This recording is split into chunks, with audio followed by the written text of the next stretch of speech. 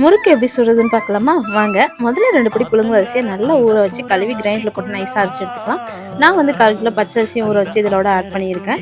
So இது வந்து அரிசி மாவுலயும் செய்வாங்க. நம்ம வந்து ஃபுல்லா நைஸா அரைச்சு எடுத்ததுக்கப்புறம் 1/4 கிலோ வந்து உளுந்து வந்து பொன்னிறமா வறுத்து அதோட 1/4 கிலோ பொட்டுக்கல்லையும் சேர்த்து நைஸா அரைச்சு அந்த மாவோட ஆட் பண்ணிக்கலாம். அதுக்கப்புறம் பார்த்தீங்கன்னா, ஓமம், உப்பு, எள்ளு, காரத்துக்கு ஏத்த மாரி தனி மிளகாத்தூள் சேர்த்து நல்லா மாவு பெசஞ்சு எடுத்துக்கலாம். தேவையான அளவு தண்ணி தெளிச்சு மாவை அழகா பிழைச்சிக்கலாம். அதுக்கப்புறம் எண்ணெய் நல்லா காய வச்சதுக்கப்புறம் முறுக்கச்சில மாவு போட்டு உங்களுக்கு எப்படி வேணுமோ அந்த மாதிரி புழிஞ்சுக்கலாம். நான் வந்து இன்னைக்கு குட்டி குட்டியாக தான் புழிஞ்சிருக்கேன். சில பேர் நல்லா பெருசாக ஒரு முறுக்கா புழிவாங்க. உங்களுக்கு ஏற்ற மாதிரி நீங்களும் புழிஞ்சிக்கலாம்.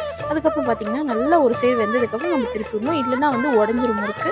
அப்புறம் எண்ணெய் நல்லா சலசல படங்கினோடனே நம்ம முறுக்கு வந்து எடுத்துக்கலாம் ஃப்ரெண்ட்ஸ். அவ்வளோதான். சேம் மெத்தடில் அரிசி மாவுலையும் இதே மாதிரி தான் செய்வாங்க.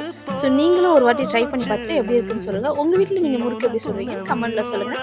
வீடியோ பிடிச்சிருந்தா லைக் பண்ணுங்கள், கமெண்ட் பண்ணுங்கள். Tata bye by. நெக்ஸ்ட் வீடியோவில் பார்க்கலாம் ஃப்ரெண்ட்ஸ்.